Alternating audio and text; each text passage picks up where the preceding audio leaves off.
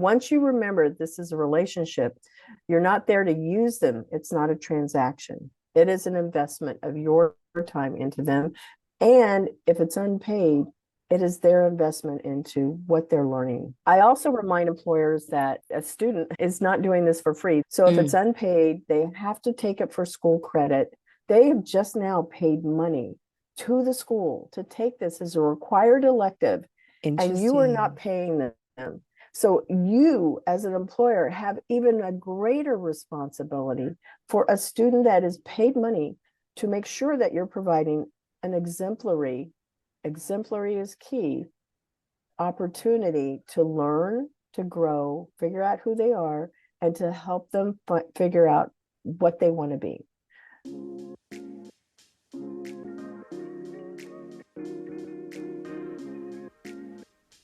Welcome to Manager, a podcast about the experiences of people leaders and how we can enable them to lead engaged, healthy, and high-performing teams. I'm Kamaria Scott, your host, and I'm thrilled to have you join us as we learn, lead, and succeed together.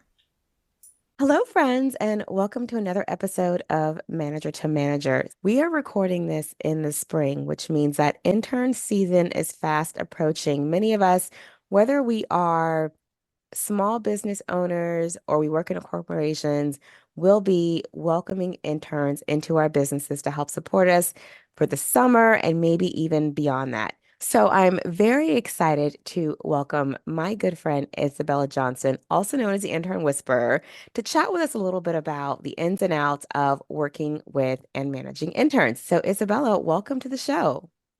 Oh, thank you so much for having me on your show. I appreciate it.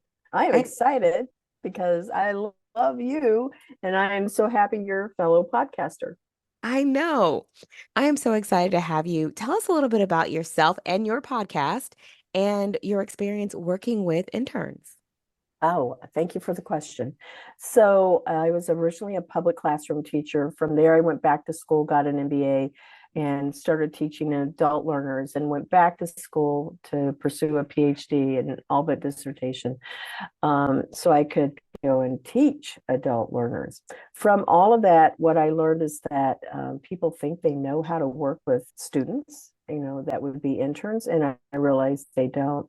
When I started my first consulting business, the very first one, my clients would ask me, how do you get so much out of students? And I said, well, I understand what they need because I have, 20 years of educational experience teaching in secondary and higher ed.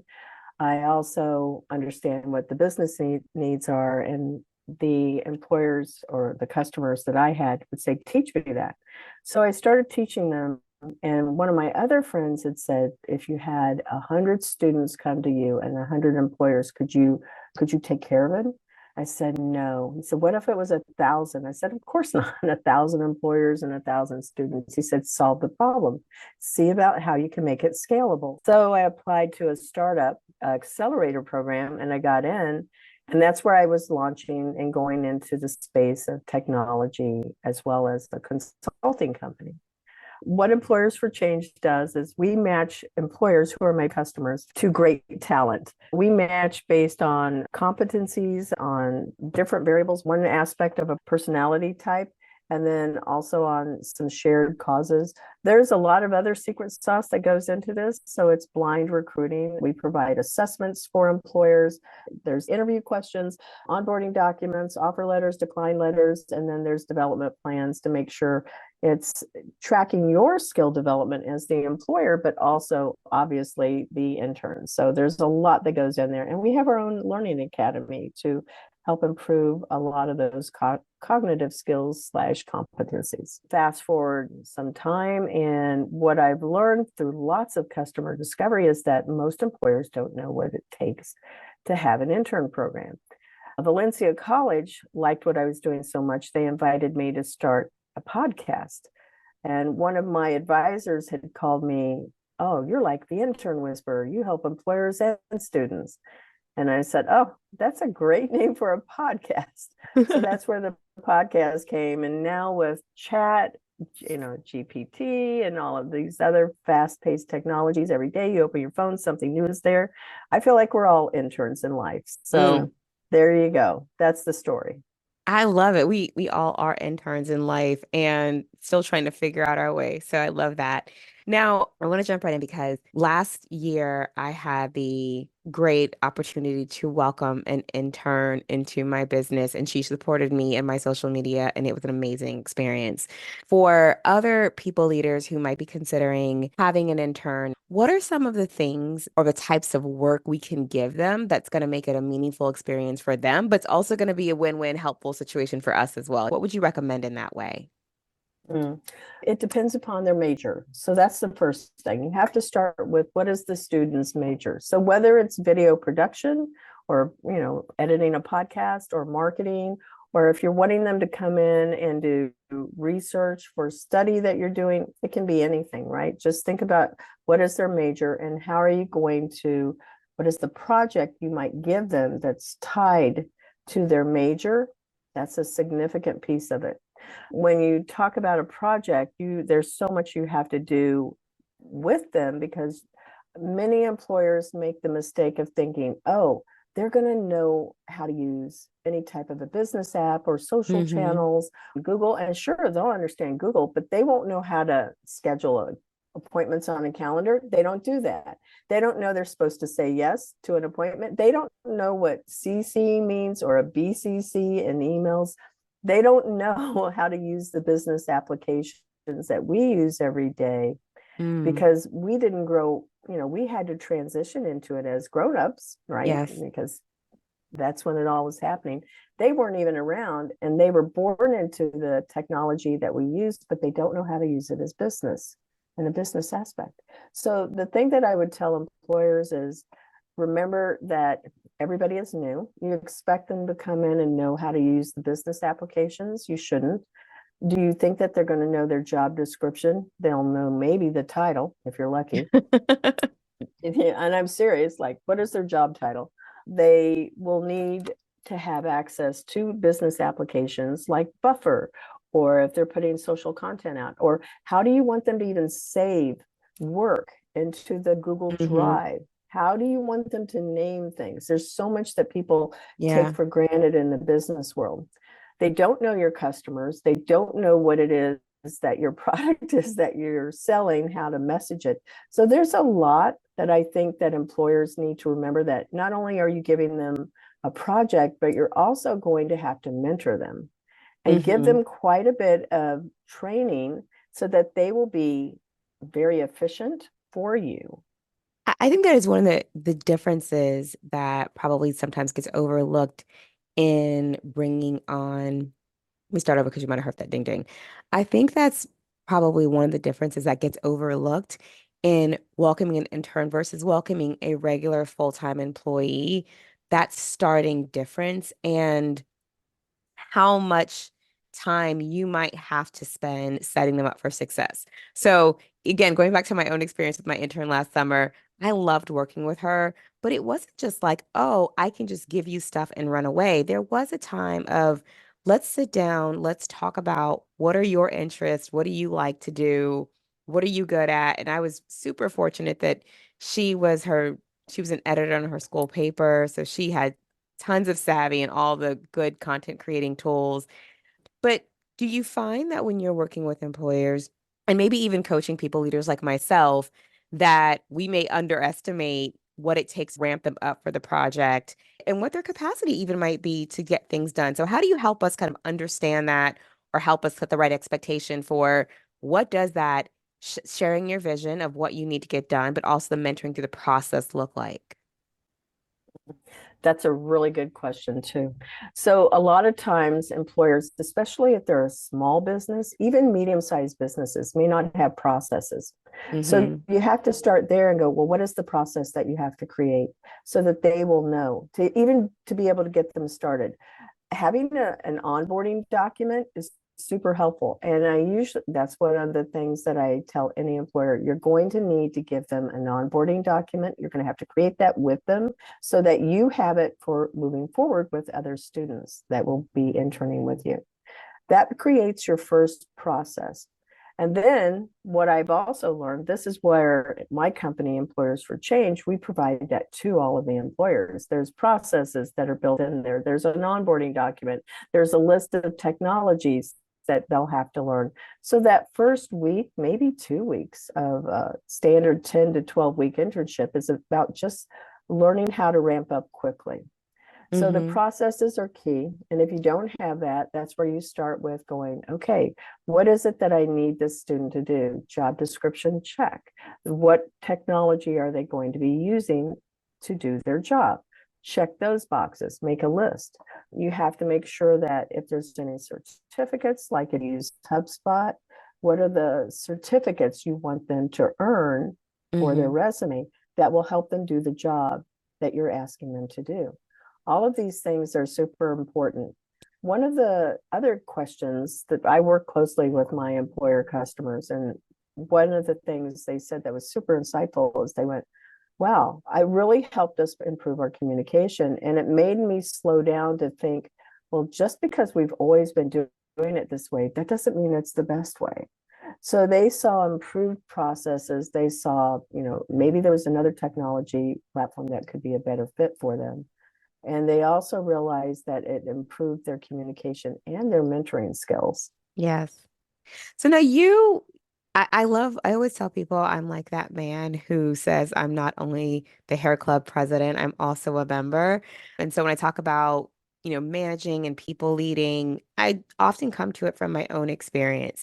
And so I know that even though helping organizations establish their mentoring programs is your business, you also have employed interns and you've also worked with interns in your own business. So, from a people leader perspective, tell me something that has been your biggest aha moment about working with interns. Because, like you said, we're all still learning. So, what's something that you've learned from working with interns?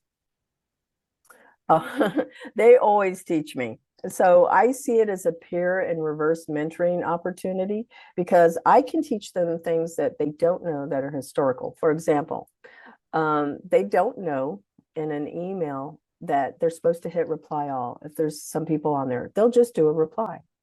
I told them, well, what do you think? I've asked them, what do you think CC means? And they really don't know. So you have to explain a little bit of the history of the things that we as adults that are at least, I'm going to say over 35 have already known and we take for granted.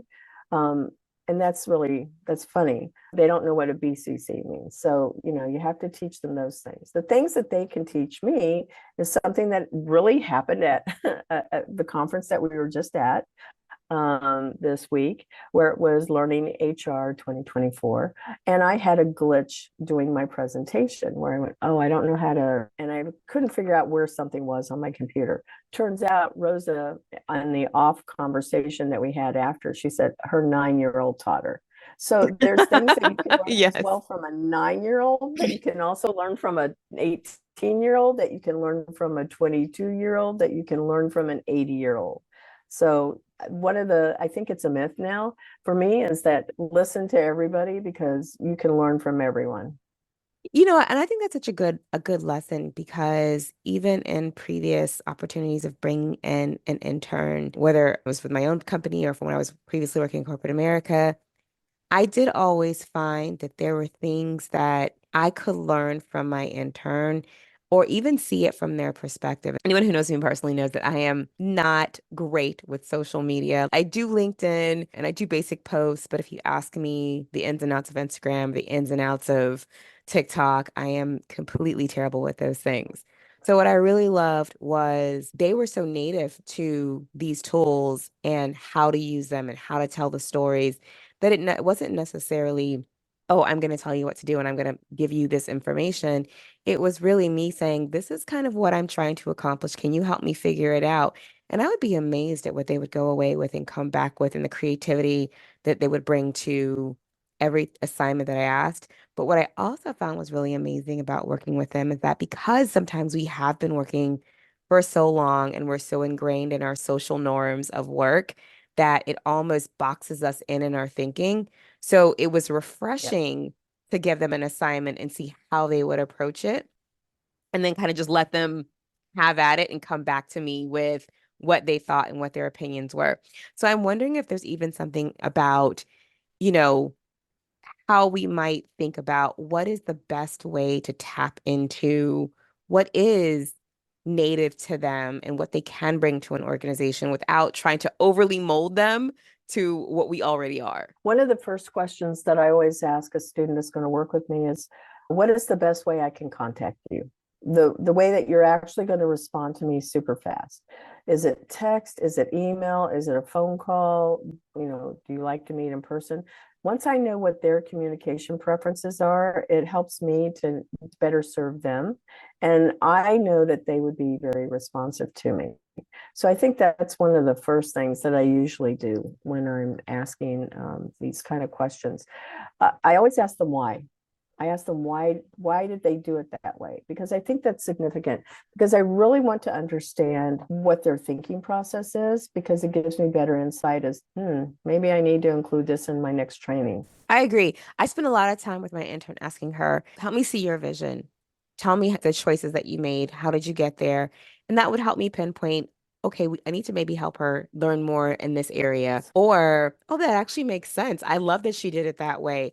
And so to your point, it kind of turned into a reverse mentoring, or turned it into she's teaching me and I'm teaching her. And so it's becoming a wonderful experience.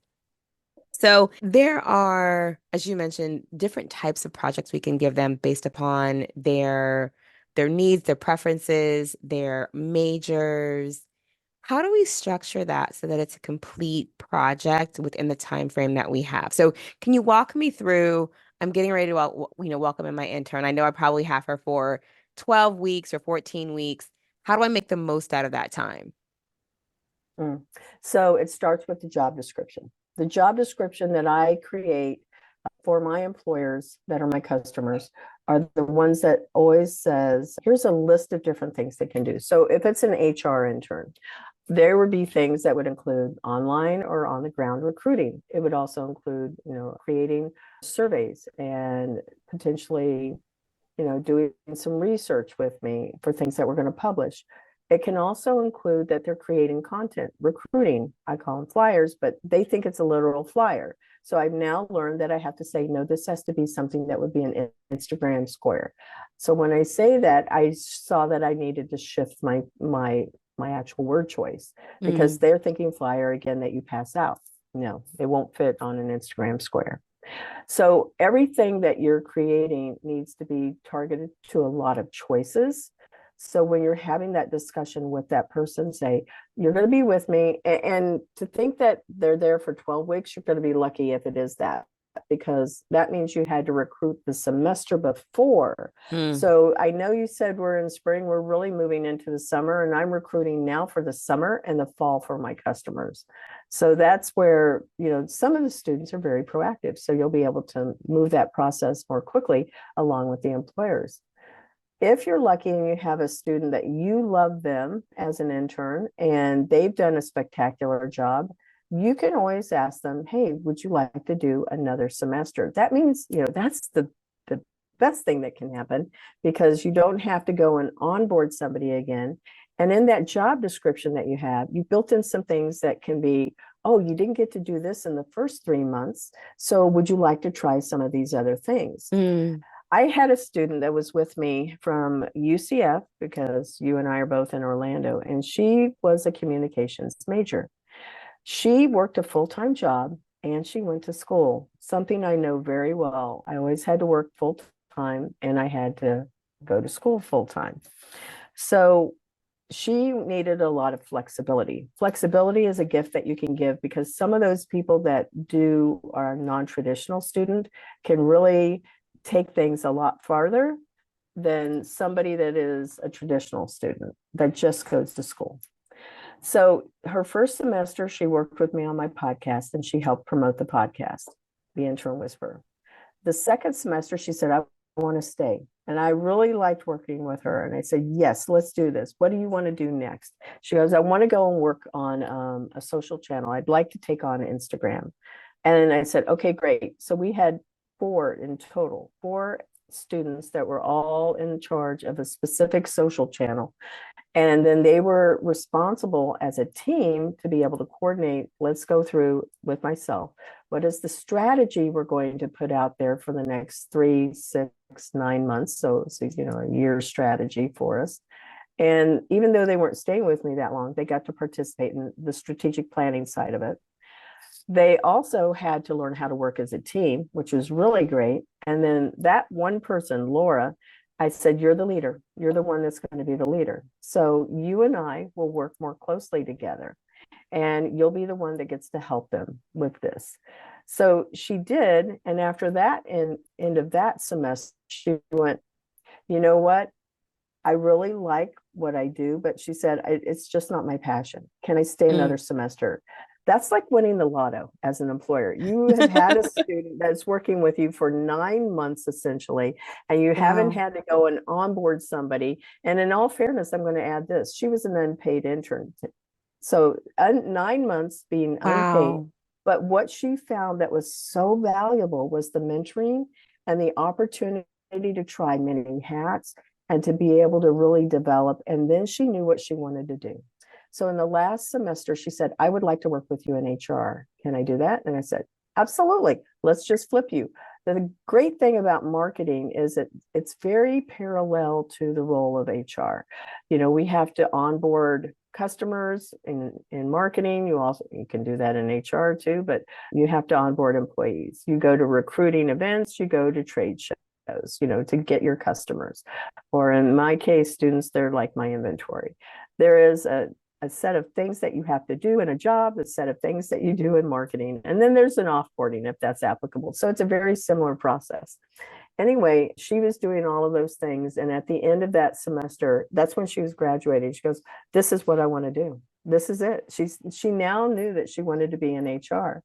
So because she did that, that was so rare. And because my platform, the way I've designed it, it's compliant with the Department of Labor's 7 criteria for unpaid internships, and it works exactly the same for a paid intern. It makes it so that you have provided the best opportunity for your student and you benefited also.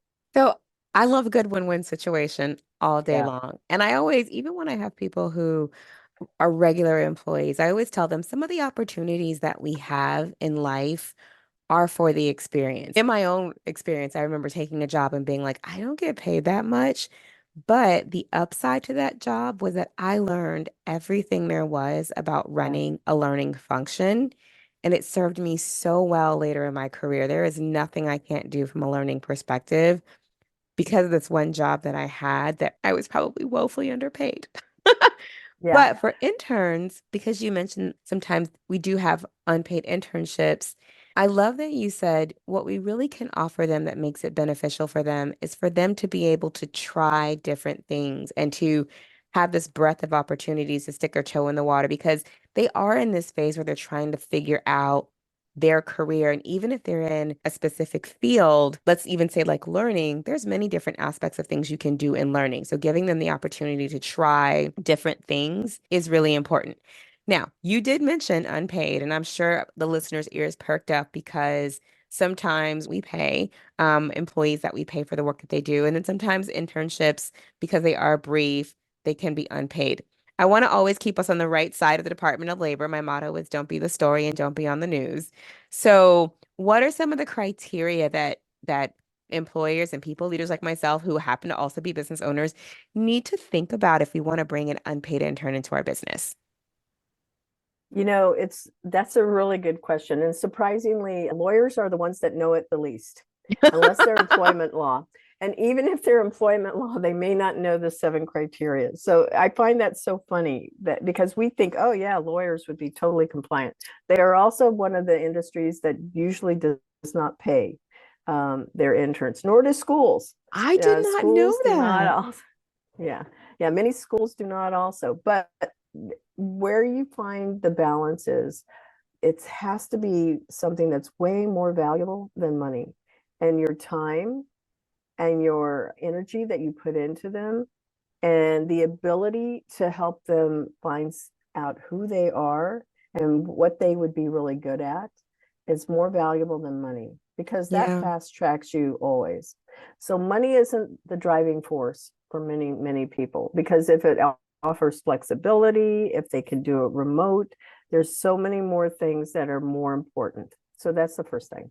The 7 criteria. The very first one is it has to be tied to their major. So if you want somebody to create social content for you and they're a video editor, that would work somewhat, but they don't learn communication. They don't learn the hashtags. They don't learn, any of the other things that you ask. They work in Adobe Premiere or Adobe Creative. So that wouldn't be something that they would necessarily like doing unless what they're doing is going out on Reels, like on TikTok or on YouTube. If you were to ask somebody that's I'll pick a computer science major, right? And you want them to come in and to know data analytics, it's tied to the job, but they went to school for programming. So if you ask them to work in a WordPress site or in a website, that's not programming for them. Although they really don't know a whole lot when they come out of school. Sure. They know CSS and HTML. Anyway, it has to be tied to the major. That's the first one. It has to be tied to a school semester. No more than 3 months, no more. Yes. It has to be for school credit. If outside of the state of Florida, other schools might have a 16-week semester. But unless you got that student the semester before, you're going to be losing probably 2 weeks because there's a recruiting process that takes place. You have to make sure that you specify this as an unpaid internship. You cannot promise them any type of payment at all. So don't even say, "Oh, I wish I could pay you." No, that's just a reminder. If they're not getting paid, that's a terrible thing to do. Yeah, but it's also a false promise. Because you don't this is unpaid. I always put that up front when I'm interviewing. I say, this is an unpaid internship. It is flexible, it is remote, and there will be a technical mentor. You need to have a technical mentor. There has to be somebody, because I'm not a programmer, you're not a programmer. And if you want somebody to program, we're not the ones that can help them. We would be a great success manager. So usually I tell employers, not usually, I always tell them, there needs to be a success manager, there needs to be a technical mentor. They can be the same person, but if your place is bigger, your company is bigger, you might have the technical mentor as the one that's guiding the student in programming, whereas your HR professional would be the success manager. The other criteria is it has to benefit the student first. So again, that goes back to, you're not bringing an intern in to help you get stuff done to benefit you. You're bringing an intern in because you want to invest in another human. Yes. And you want to see them be able to be successful, and they're helping you. So it's an and, not necessarily an or a but, like in that sense. It cannot displace a regular employee. They cannot displace. So if you decide, oh, I want to have somebody at my front desk answering my phone and call them an intern 9 months, no, you can't do that. That means you should have had a regular employee in there. I love that. What I hear overwhelmingly in this criteria is, and I know mindset's such an important thing. The mindset has to be exactly what you said, which is you're creating internships to invest in probably early career professionals to help them figure it out. You are helping them to pick out where they want to focus in their career. But more importantly, the internship is really about them. I mean, yes, we're getting the benefit of them helping us. And it's important that we not come to it with, I'm just looking for labor for my business. But really, we need to have the right mindset. Right. That's bad. As people leaders who are going to be welcoming interns into our businesses, into our teams, we need to be thinking about this as an opportunity to give rather than to receive, or create a win-win situation that's going to help both of us be successful. So I love that. And one of the things that you mentioned was, if you do this really well, you possibly can convert an unpaid internship to an actual employee. So this is really a testing period for both of them. So the same way that you're helping them, a lot of times one of the purposes of having an intern program is to turn people into full-time employees. It's almost like a try before you buy, because they're getting to know you and you're getting to know them. And the thing that really pulls them in is the experience that they're getting. even when in my corporate role, my intern, we ended up hiring her and bringing her in, and she was the most fabulous employee. But I wanted her to want to stay. So talk to me a little bit about the day-to-day or the tips for you are that interns manager, you're their team leader. How do you make that a really good experience for them so that they will want to stay with you past their internship and they want to come on board as a full-time employee? That is another really good question. The first thing you have to remember is this is a relationship. Anybody that you ever work with, that you're friends with, that you're in your family, this is a relationship. So that's the first thing. Once you remember this is a relationship, you're not there to use them. It's not a transaction. It is an investment of your time into them. And if it's unpaid, it is their investment into what they're learning. I also remind employers that a student is not doing this for free. So if it's unpaid, they have to take it for school credit. They have just now paid money to the school to take this as a required elective, and you are not paying them. So you, as an employer, have even a greater responsibility for a student that is paid money to make sure that you're providing an exemplary is key, opportunity to learn, to grow, figure out who they are, and to help them figure out what they want to be. So something that employers can do that helps this process is, remember, you should talk to them probably every day through a Slack channel or whatever. But I meet with my people at least twice a week, at least twice. And I make sure we go through whatever the assignments were, and then I give approvals, and then I talk about why did you do it this way, so I can better understand how I can be inside of their head, like we talked about earlier. But then I also will ask them to be able to do some things that seem quite different. They have to go to some type of an event every month. It can be online or it can be on the ground. I prefer that they go to something that's a professional organization that would help them. You and I met at the Good Network, and so they look them up. They have to find something. They can do these things online or they can do them on the ground.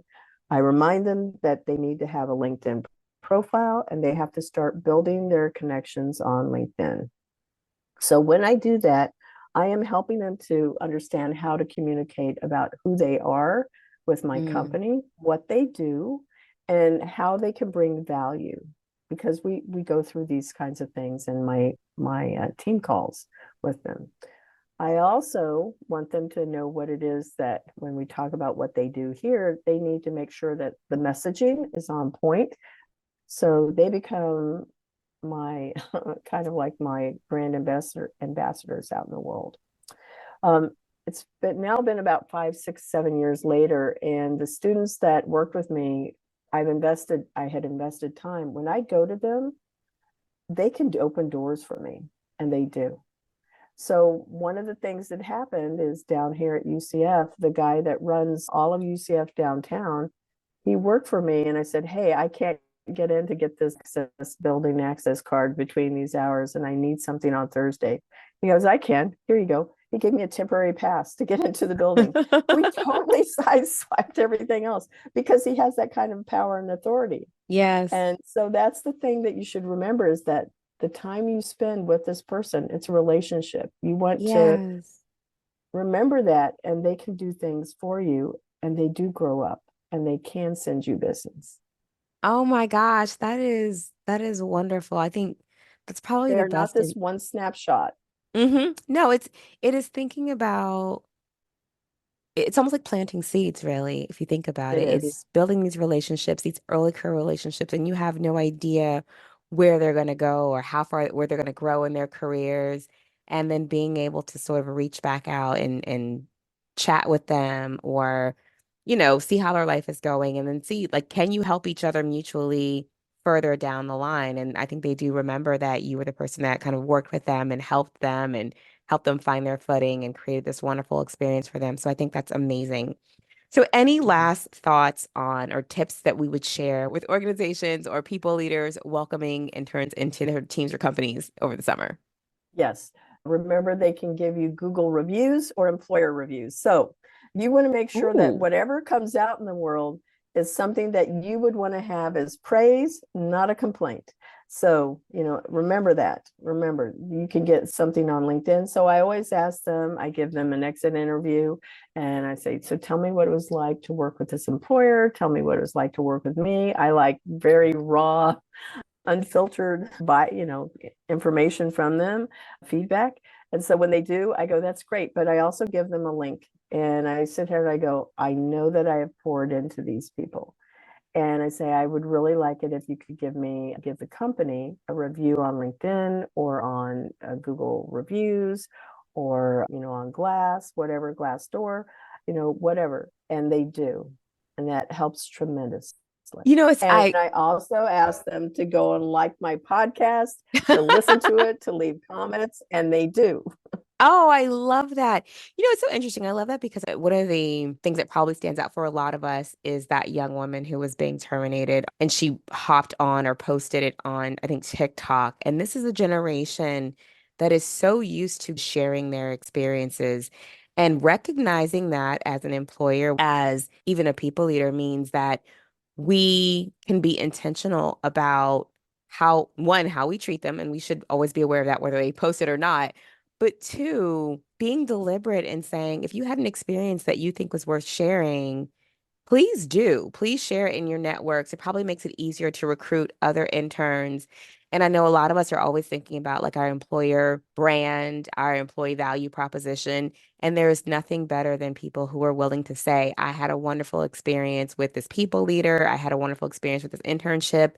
And they probably have friends in their majors, in their universities who will then also want to become interns for us in our company. So I love that.